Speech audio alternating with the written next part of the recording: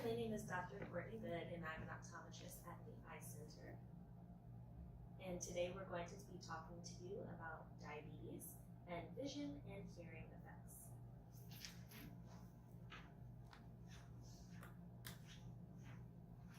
And I'm Susan Yaffe-Oziel, the director of the Family Hearing Center in Rockville.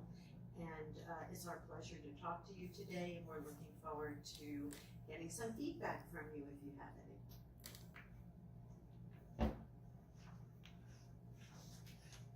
So let's get started.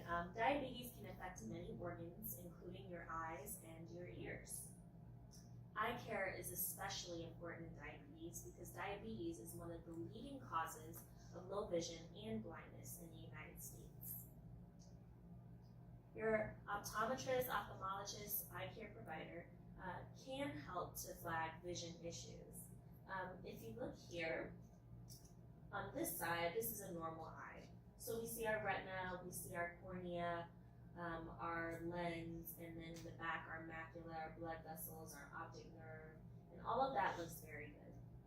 But on the other side, we have a diabetic eye, and we see lots of hemorrhages, lots of newly formed blood vessels, which are bad news because those blood vessels are weak and they can leak in the retina and cause swelling and edema, which can lead to blindness.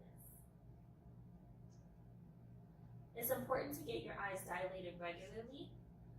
Once again, we have a normal retina on this side with a healthy optic nerve, healthy vessels, and a nice fovea with good color. Over on our diabetic side, we see lots of hemorrhages. These yellow parts here are called exudates, and those occur when the blood vessels leak. It's called a macular star when you see this pattern, and this is a sign of severe diabetes or hypertension. Also, we see lots of hemorrhaging.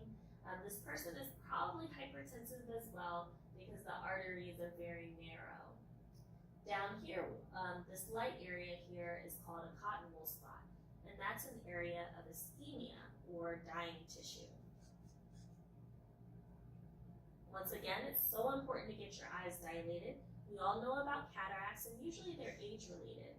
But in diabetics, you can see an increase in cataracts, particularly cortical cataracts or cataracts that are spiky in diabetic patients.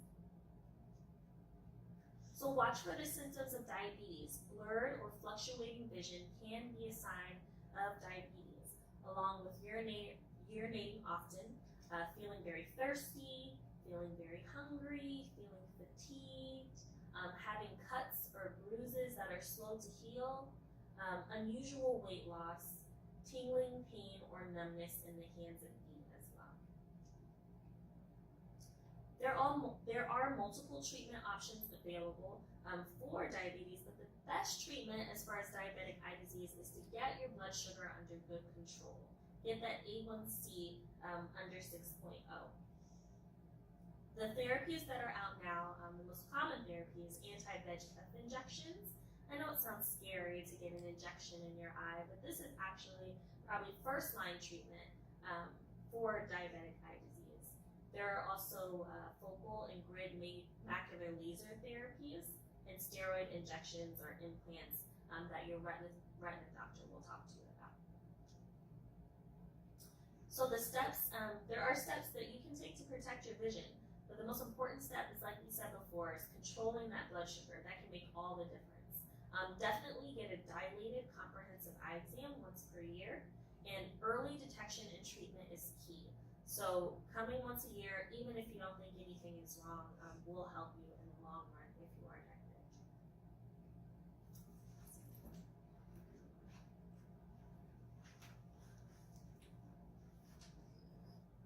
So we know that diabetes is on the rise. There has been an increase of 50% in diabetes cases over the last decade. More than 30 million Americans have diabetes. 95% of diabetes cases in the US are type 2 diabetes, which is strongly linked to obesity and can decrease blood flow throughout the body. And diabetes is a leading cause of blindness, kidney failure, amputations, heart failure, and stroke. Hearing loss is common in diabetics. 37.5 million people, or 15% of American adults, report difficulty hearing, 2 times as common for men to experience hearing loss than women. And age is the strongest predictor of hearing loss. 2% of adults aged 45 to 54 have disabling hearing.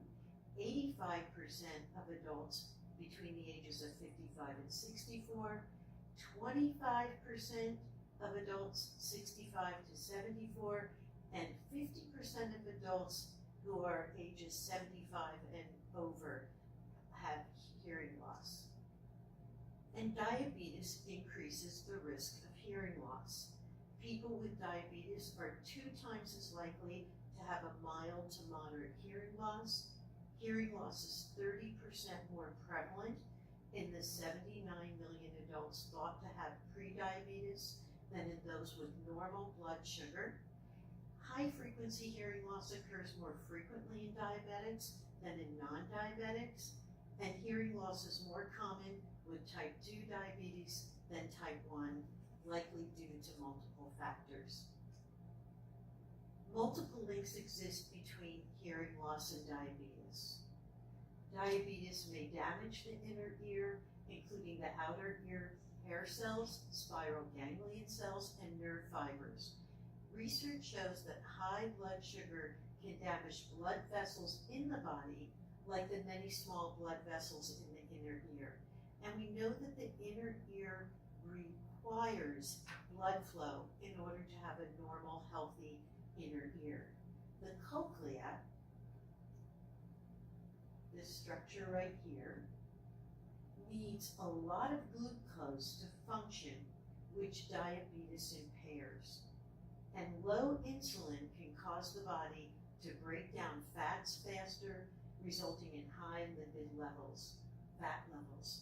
These can cause narrowed or blocked blood vessels, which limit blood flow throughout the body. And there are other multiple links that exist between hearing and diabetes. High lipid levels may also leave deposits on the hair within the cochlea. Let's see. And this is the cochlea in the inner part of the ear, of the hearing, of the ear mechanism. Diabetics tend to lack keratin, which is a protein that forms a protective layer in the ear canal, which is right here. And low serotonin and high insulin may also lead to tinnitus, which is either ringing or some type of noise that is sometimes heard in individuals in the ear or even in the middle of the head. There are reasons why you may be losing your hearing in addition to diabetes. Viruses and fevers can damage hearing. Certain medications can temporarily or permanently impact hearing, specifically some chemotherapies that cancer patients take can affect the hearing. Head trauma can damage your auditory system, and birth defects and family history can also impact hearing health, such as genetic reasons. And watch for signs of hearing loss. Has anyone complained to you that you're not listening? Do people often sound like they're mumbling? Do you often ask people to repeat themselves? Do you have problems hearing more than one person at a time? And do you keep your TV or radio tuned up to high volumes? Sometimes you don't know that your TV or radio is at a high volume, but it may take an individual who has a family member or friend come in the room and tell you that that TV or radio is louder than normal. And you can protect your hearing. Protect your ears from excess noise. We know that noise can affect the ears and hearing and cause noise-induced hearing losses.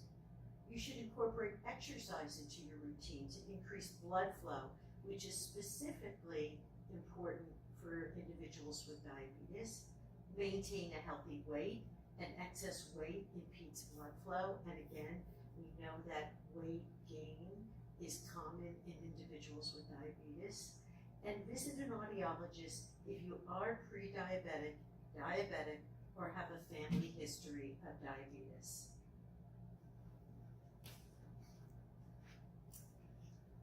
Diabetes requires a strong partnership between patients and healthcare providers. It's manageable, but it's important to diagnose it early and manage blood sugar levels. If you have diabetes, please be sure to have regular vision and hearing exams. Thank you.